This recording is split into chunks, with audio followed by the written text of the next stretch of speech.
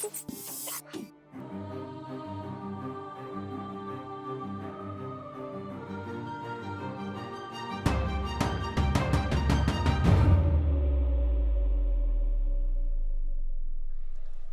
right, that's pathetic. That is sad.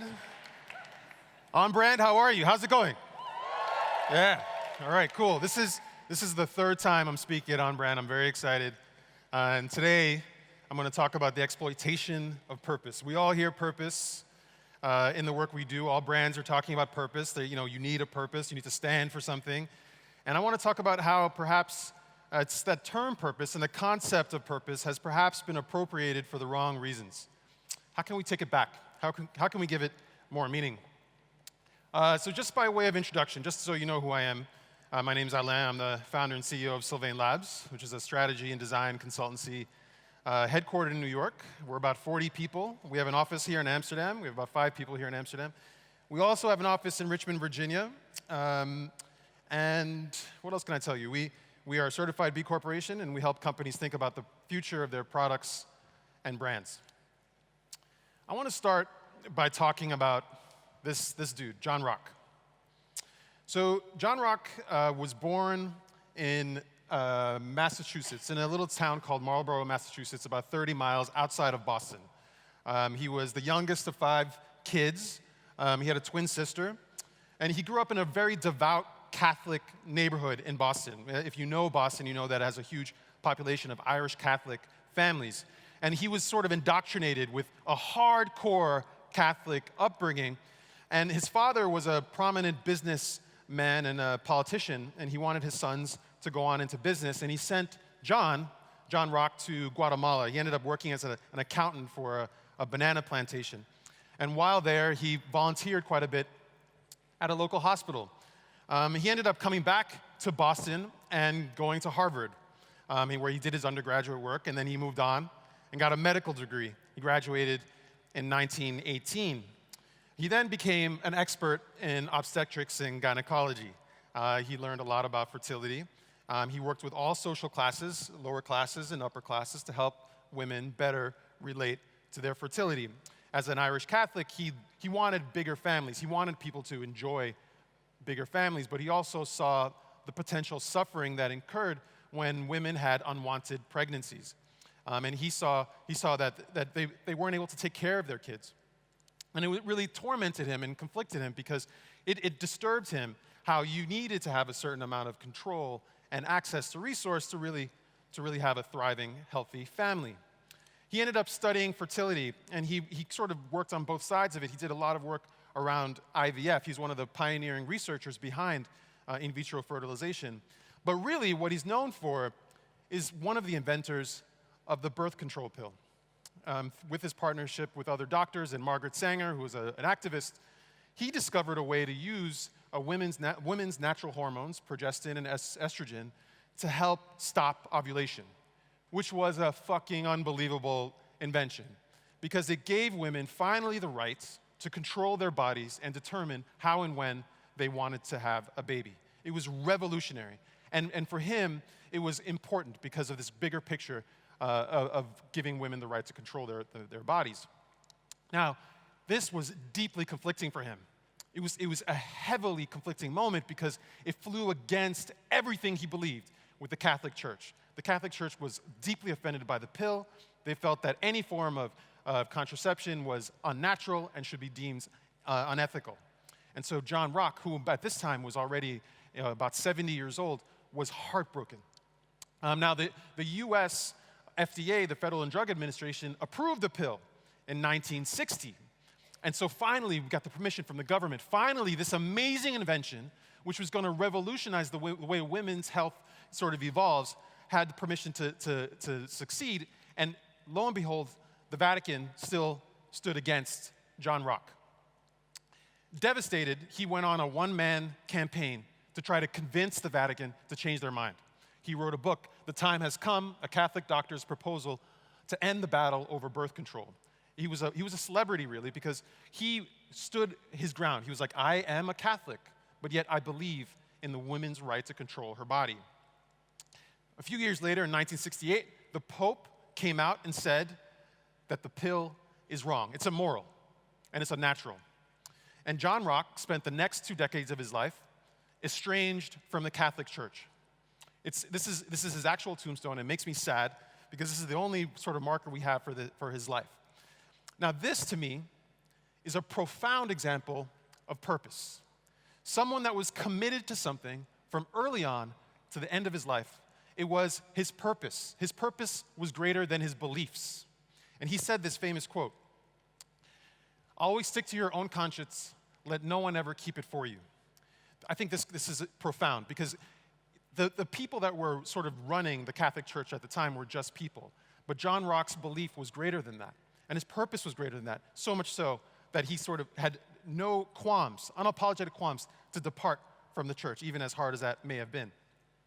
You know, there's this story where this woman goes by and she says, "You should be afraid to meet your maker." She said that to John Rock. "You should be afraid to meet your maker." He replied, "My dear madam, in my faith, we are taught that the Lord is with us always. When my time comes, there will be no need for introductions."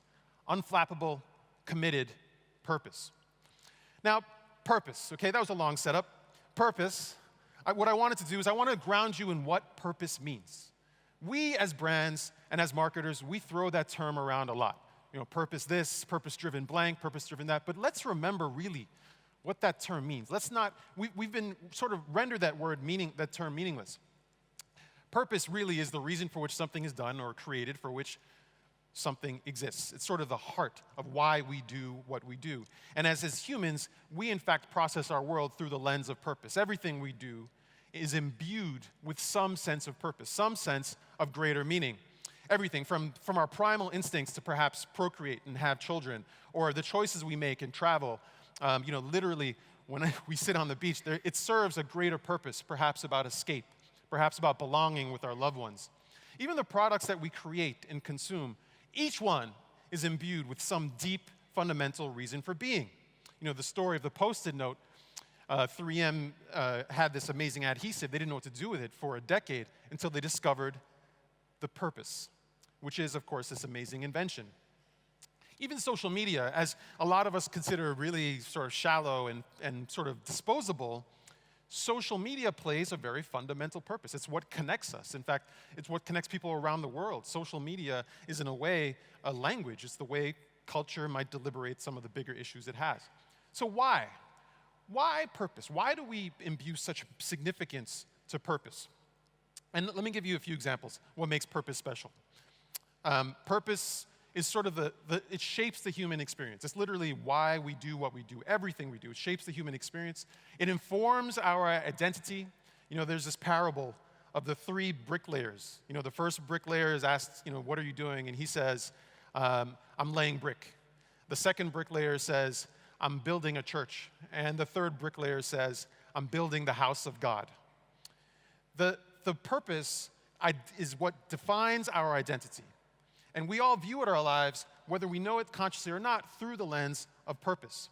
Purpose is what also connects us to kindred spirits, to the community. You know, it's funny, Beyonce's music is out of control. And by the way, I haven't done a presentation without Beyonce in about 8 years. Beyonce is amazing. Her music's amazing.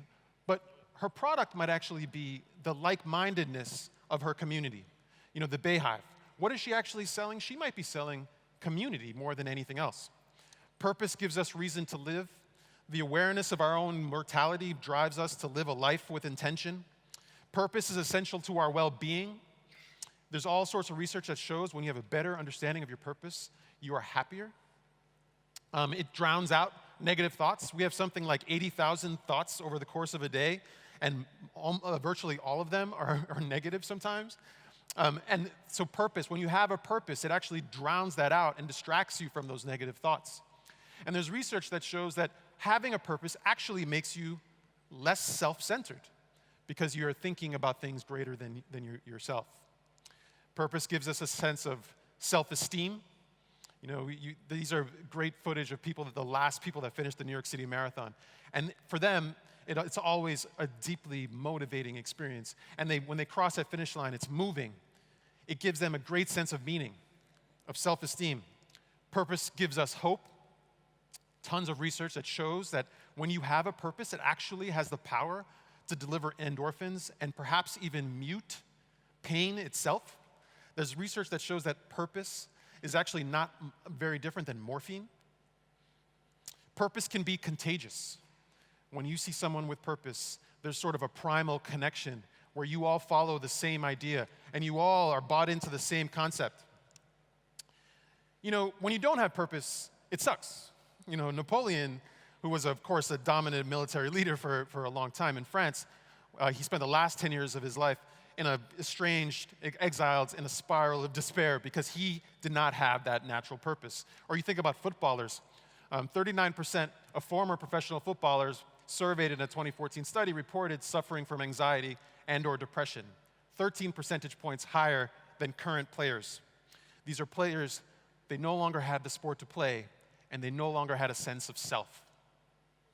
We need purpose to define who we are and where we fit and why we're important. You know, there's this story of this manuscript that was written. When I was taken to the concentration camp of Auschwitz, a manuscript of mine ready for publication was confiscated. Certainly, my deep desire to write this manuscript anew helped me to survive the rigors of the camps I was in. The purpose to finish the manuscript kept him alive. It's also, purpose can do a lot of things. It can cause even some frivolous change. You know, this episode of Rick and Morty was all about McDonald's bringing back McDonald's Szechuan sauce. And, you know, it was sort of a comedy, but fans went to the streets, went to McDonald's in a united sense of purpose and convinced McDonald's, who indeed brought back the Szechuan sauce. Or Tony's Chocolonely, which I hear is a big deal here in the Netherlands. Who here knows Tony's Chocolonely? Yeah, okay. You know, it comes out of an investigative reporter's ambition to create a line of chocolate that's created fairly, ethically, and now it's huge in Northern Europe. 20% of the chocolate market apparently is Tony's Chocolonely. So purpose can make us do kind of amazing things. The human species can do incredible things when they are driven with purpose. Travel to the moon, finish a marathon, build incredible, you know, structures around us.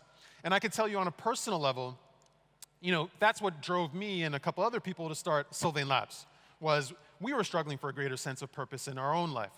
And what we try to do is we try to bring people, the 40 of us or so, to share in a common purpose. And for us, what is that purpose? The way we describe it and the way we're trying to give it more meaning is to leverage the might of corporations for the greater good. This is what we do at Sylvain Labs, whether you're talking about the work we do with Airbnb or the work we've done with Patagonia or American Express or Google. We're constantly trying to leverage the might of corporations for the greater good, whether they know it or not. So it's not uncommon. There are a lot of businesses, you've heard it, a lot of businesses are talking about profit over purpose. It's all the rage. You know, there's something called the Business Roundtable recently, where a number of CEOs made a commitment to putting profit over purpose. And you know, it's funny that the last couple of years I've been here, almost every presenter showed the Colin Kaepernick spot. It's pretty funny. Very, very popular and powerful moment in marketing because it was a brand taking a stand with purpose and it had real business results. And so this is another example of how profit and purpose coexist.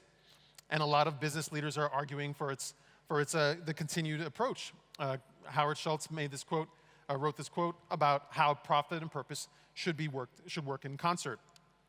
Or Larry Fink, CEO of BlackRock, which is also a client of ours, did this letter to CEOs, which was a really, really big deal 2 years ago, where he told companies they need to hold up purpose, because by holding up purpose, by putting social responsibility as a priority, you will actually perform better when it comes to business.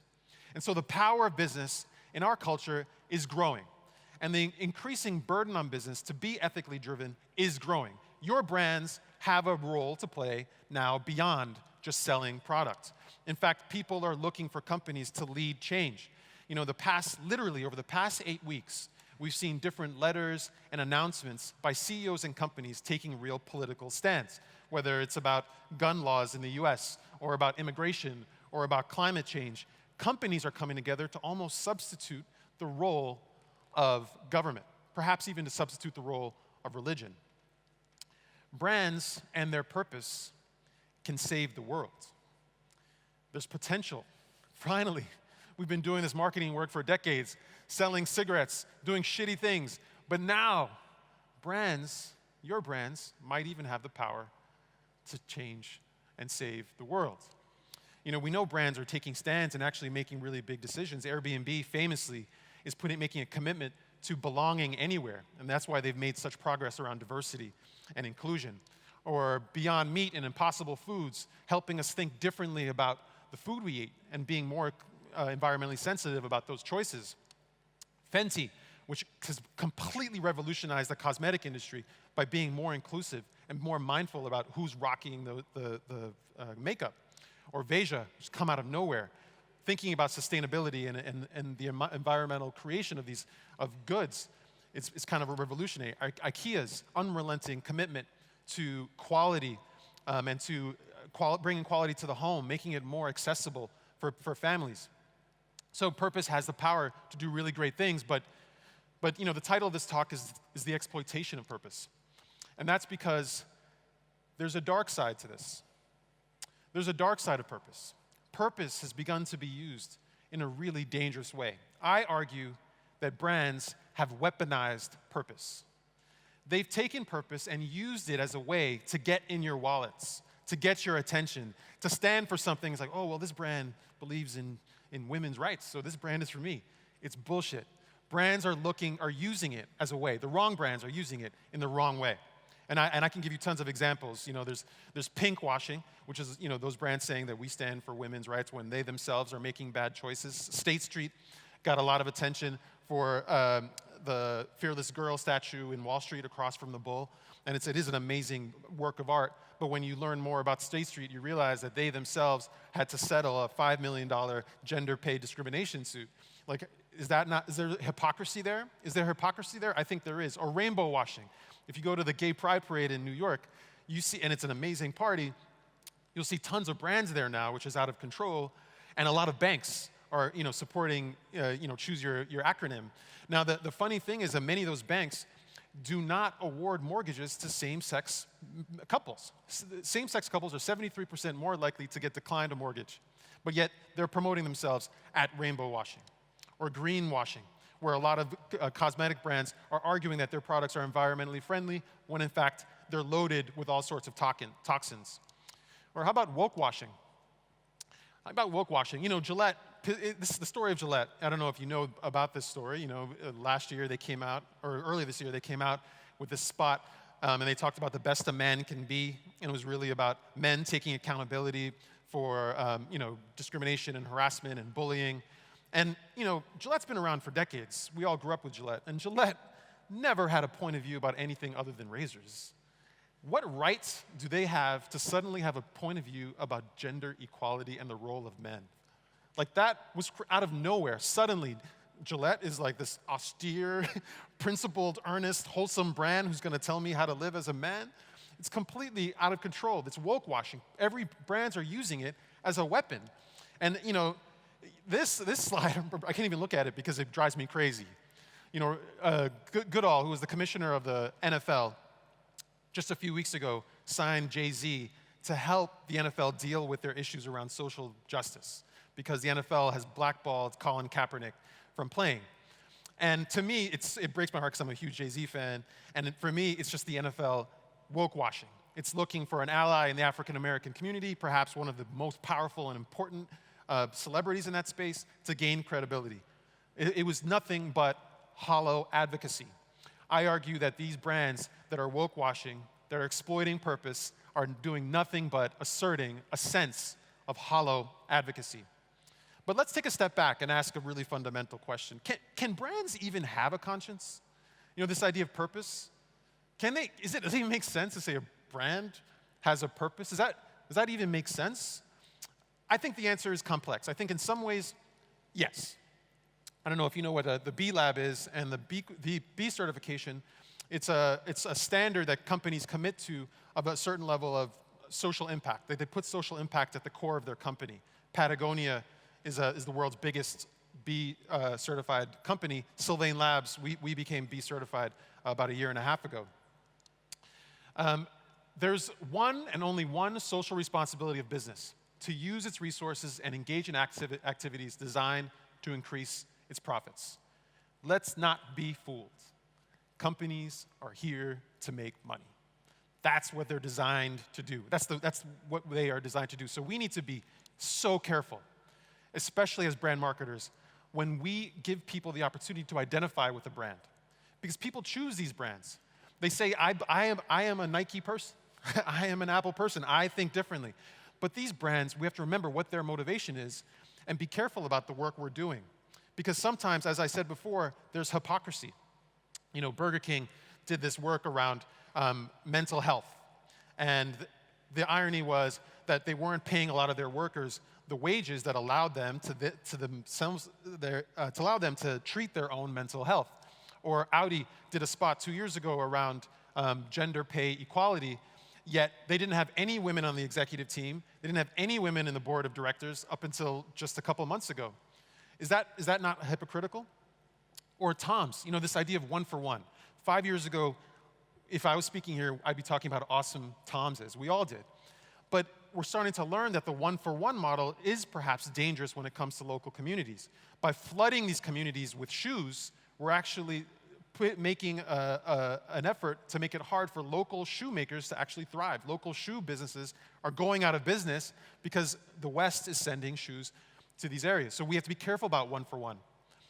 Purpose is not the same as ethical. Purpose and ethical are not the same thing. I mean, there are tons of atrocities over history that were done with purpose in mind. There's the entire colonial conquest was with very clear purpose in mind. Or, the KKK, clear purpose in mind. So they act violence against African Americans or genocide. Like, the whole idea of genocide is kind of dangerous. Atrocity. Or David Hasselhoff and his musical career, dangerous. Atrocity. Now, purpose has been used like crazy. Books, magazines, conferences, papers, purpose, live a purpose life, purpose this, purpose-driven that. It's been exploited. What can we do about it? How can we combat the exploitation of purpose? I argue purpose is easy, commitment is hard. It's easy to write down a very kind of amazing, powerful purpose statement about why we exist. It's really, that part is easy. But can you commit to it? Can you commit to it unrelentingly for the long term? And this is when I go back to John Rock. John Rock started his crusade in 1930. He spent 30 years working to give women the right to control their bodies and and develop a sense of contraception. Literally, he worked in day and night for years, teaching, experimenting, talking about this in contexts in schools that it was completely unheard of. Every day, we know about the invention in 1960. What a lot of people don't know about is the 30 years it took to get there. It's his commitment that drove that success, in addition to the purpose. It's the commitment that fueled the purpose. When we are truly committed to something, we look for all the ways to make it happen, not in spite of our life circumstances, but within them. Commitment is key. Our brands, the brands you work on, they might have purpose statements written, but do they have commitment in their DNA? Have they committed to it over the long term? Are they willing to commit to it in the long term? And this is, again, where I talk about Patagonia, which is, to me, a great example of a company that has not exploited purpose. It is living a true purpose. Founded in 1973, as early as 1986, they committed 1% of all their profits to environmental causes. 2018, because of the Trump tax breaks, they made millions and millions of dollars. They donated it all to environmental causes. Commitment. Yvon Chouinard, the founder, from 1973 to 2019, unrelenting focus on one objective: to take care of the environment. Ben & Jerry's, another B Corporation, by the way, unrelenting purpose. They have this concept of linked prosperity. Everyone who works on that company, employees, suppliers, everybody, partners, they all are, Ben & Jerry's designed to make them all succeed. They have a commitment to what they call linked prosperity. Or Lego, which is an amazing company because they're focused on children and creativity unrelentingly for decades. They don't do anything that falls outside of that. A lot of our brands that we work on, they make choices, they try to stretch, and they go places. And you're like, why the fuck did you do that? Lego so focused on that singular thing. And to me, Patagonia, Ben & Jerry's, Lego, they're all examples of a sort of ideal. What does a company filled with John Rocks look like?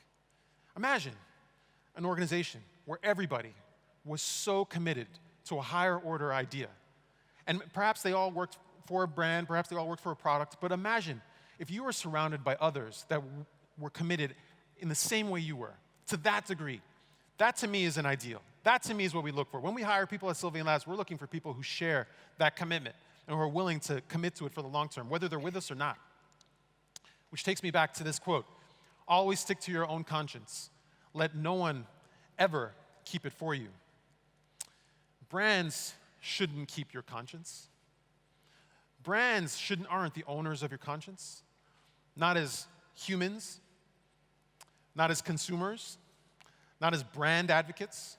The brands that we support are not mouthpieces for our own purpose. To me, all of this starts with the individual. And so my challenge to you today, my question to you today is, what is your purpose? How do you commit to it? How does it come to life in your daily life, in your consumer behavior, in the work you do on behalf of brands in this capitalist society? What is your purpose and where does it fit?